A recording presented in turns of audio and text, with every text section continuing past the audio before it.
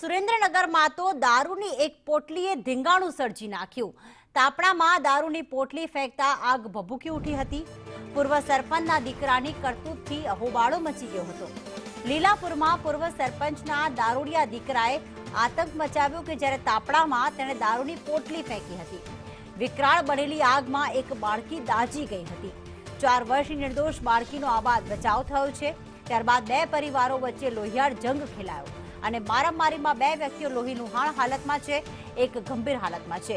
પોલીસે ઘટનાને પગલે તપાસ હાથ ધરી છે। રાજુની દુકાન આગળ અમે તાપ કરીને બેઠા હતા।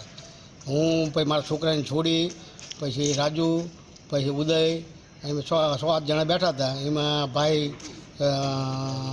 આગો દારૂ પીને નીકળ્યો અને ગાડી બોલતો બધો પહેલાં રોડ ઉપર એને કોથળી લેતો આવ્યો અને દારૂ એ તાપ ઉપર નાખ્યો।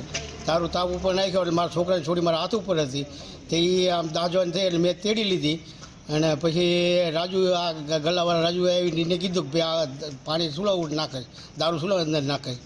એમાં ઝપાઝપી થઈ અને પછી થોડી વાર પછી ગલ્લા ઉપર રાજુ હતો ત્યારે પછી આગો આવી અને રાજુને ધારિયાનો ઘા કરેલો અને દારૂની એક ઠેલી લાવીને છોકરા ભઠ્ઠાની અંદર સળગતા ભઠ્ઠાની અંદર નાખી પ્રવીણભાઈના છોકરાને છોડી સળગતા રહી ગઈ। મેં એવું એને એમ કીધું લા તું દારૂ પીને આવે પણ ધ્યાન તો રાખતો હોય તો એ મારી હારે ઝઘડો કરવા માંડી ગયો।